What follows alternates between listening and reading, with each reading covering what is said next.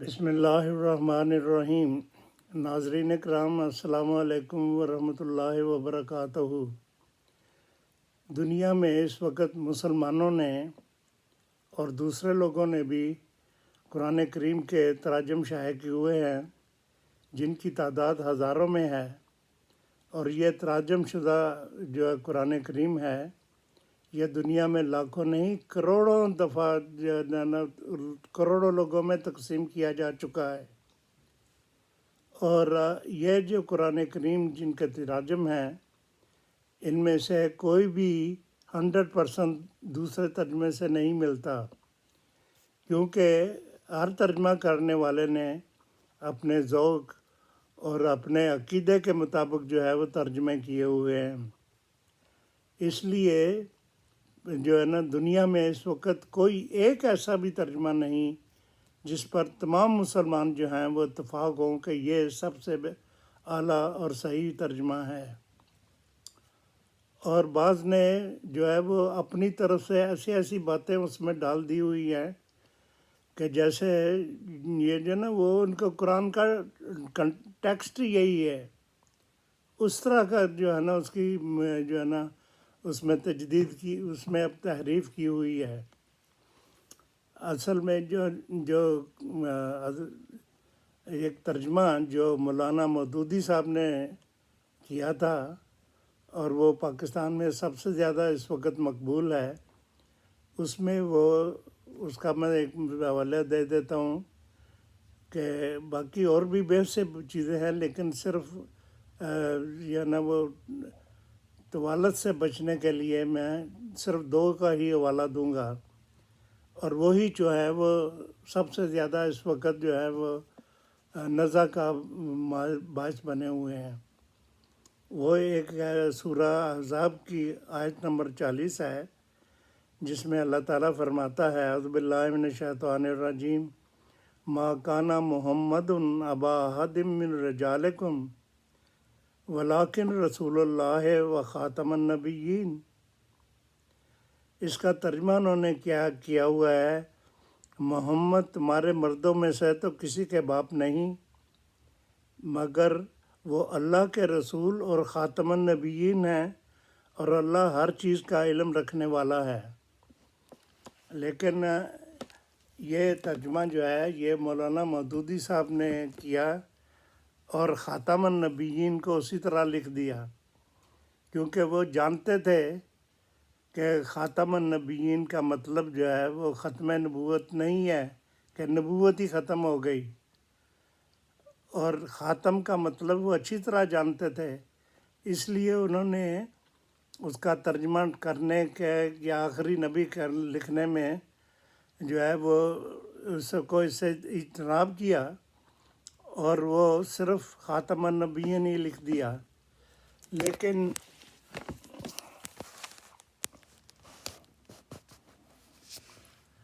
جو طاہر القادری صاحب کا جو ترجمہ ہے، وہ اس میں یہ لکھتے ہیں، اسی آیت کا یہ ترجمہ یہ لکھتے ہیں کہ محمد صلی اللہ علیہ وسلم تمہارے مردوں میں سے کسی کے باپ نہیں ہیں، لیکن وہ اللہ کے رسول ہیں، اور سب انبیاء کے آخر میں سلسلہ نبوت ختم کرنے والے ہیں، اور اللہ ہر چیز کا خوب علم رکھنے والا ہے۔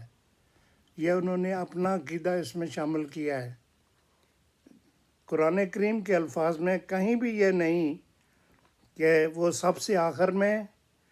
اور سلسلہ نبوت کا ختم کرنے والے، یہ تو قرآن کریم کے کنٹیکسٹ میں ہے ہی نہیں۔ یہ بالکل اپنی طرف سے جو ہے نا انہوں نے جوڑا ہوا ہے۔ تو میں یہ بتانا چاہتا ہوں کہ جماعت احمدیہ نے بھی ایک ترجمہ شائع کیا، گو کہ بہت سے اور لوگوں نے بھی قرآن کریم کے ترجم کیے ہوئے ہیں، لیکن جو جماعت احمدیہ میں سب سے زیادہ اتھینٹک اور جس پر سب سے زیادہ استعمال کیا جاتا ہے، وہ حضرت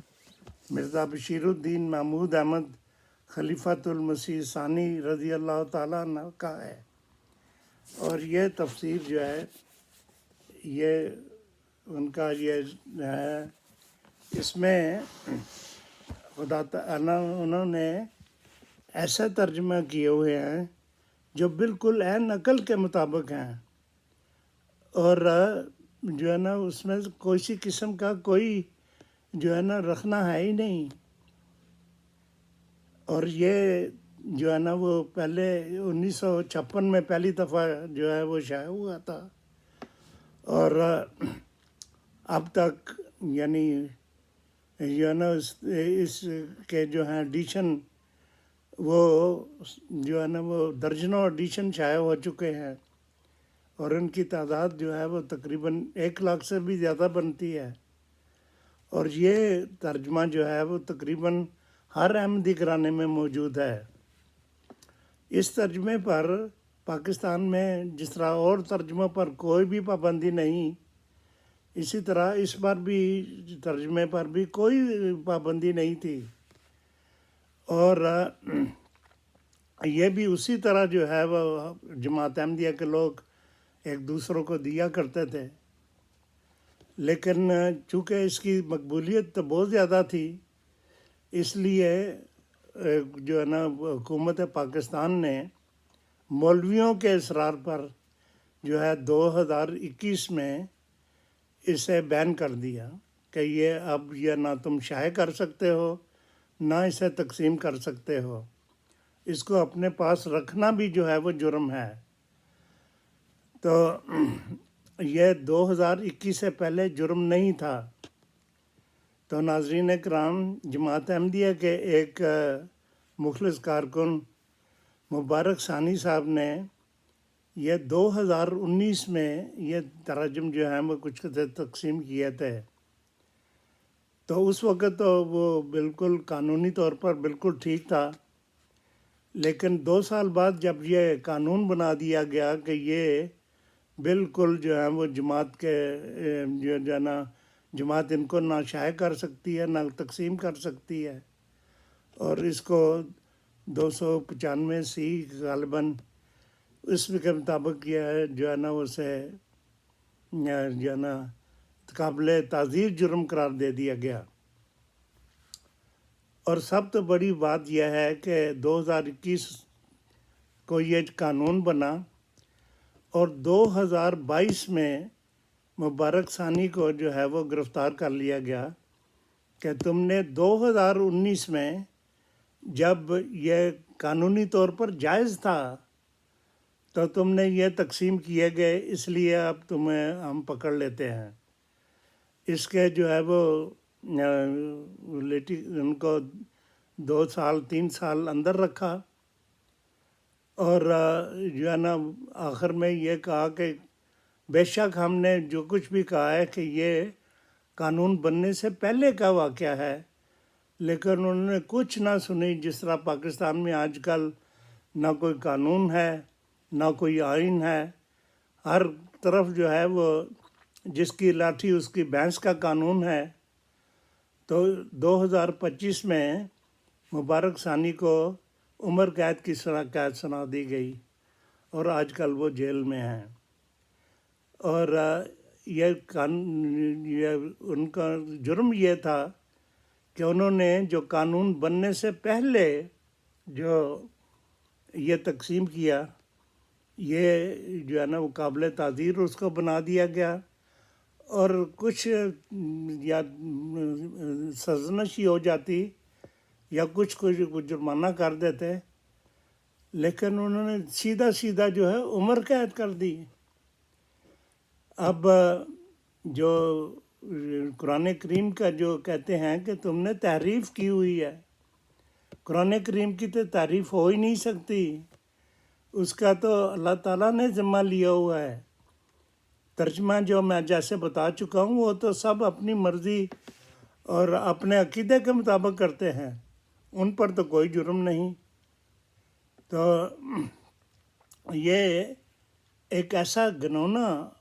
اور اتنا جو ہے برا جو ہے نا وہ کام انہوں نے کیا ہوا ہے کہ اللہ تعالیٰ ایسا کرنے والے اور سزا دینے والوں کو ضرور پکڑے گا. لیکن آج میں یہ بتانا چاہتا ہوں کہ جماعت احمدیہ پر الزام لگایا جا رہا ہے کہ انہوں نے تعریف کی ہوئی ہے. میں آپ کو بتاؤں کہ انہوں نے کیا تعریف کی ہوئی ہے. اپنی طرف سے نئے قانون بنائے ہوئے ہیں، اپنی طرف سے نئی شریعت ہی بنا دی ہوئی ہے جس کا قرآن کریم سے کوئی تعلق نہیں